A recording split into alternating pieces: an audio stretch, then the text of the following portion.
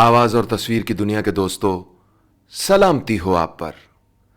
आज एक बहुत ही मुख्तसर मगर सोचने, समझने और गौर व फिक्र पर मजबूर कर देने वाली कहानी आप सबसे शेयर कर रहा हूँ।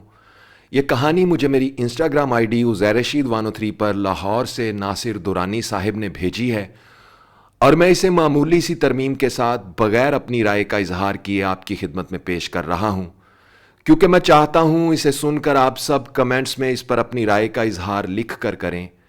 आपके लिखे हुए अल्फाज ना सिर्फ मेरे लिए बल्कि बहुत से लोगों के लिए सोच के नए दरवाजे खोल सकते हैं।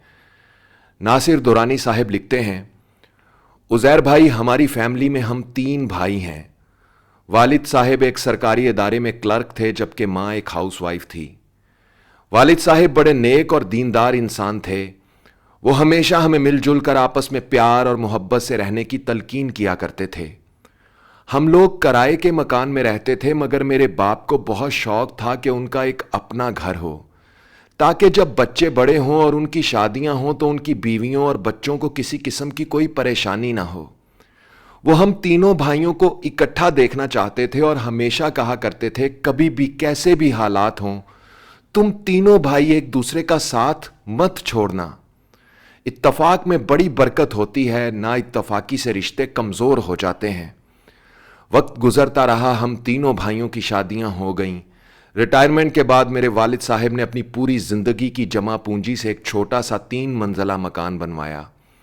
वो कहा करते थे कि मैंने ये 3 मंजिला मकान इसलिए बनवाया है ताकि मेरे तीनों बेटे हमेशा एक साथ रहें।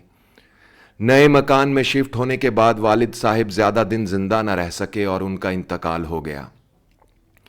उनकी वफ़ात के बाद हमने मकान बेचने का फ़ैसला किया, क्योंकि ना हम तीनों भाई एक साथ रहना चाहते थे और ना ही हमारी बीवियां।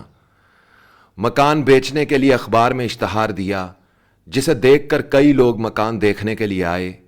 आखिरकार एक साहिब से मामला तय पा गया। जिस दिन उन्होंने हमें बयाने की रकम अदा की, मैंने उनसे पूछा, आपको हमारा मकान क्यों पसंद आया? तो उन्होंने कहा, मेरे 3 बेटे हैं। मैं ये 3 मंजिला मकान इसलिए खरीदना चाहता हूं ताकि मेरे तीनों बेटे हमेशा एक साथ रहें। अपनी जिंदगी भर की जमा पूंजी से यह मकान खरीद कर अपने बेटों के नाम कर रहा हूं।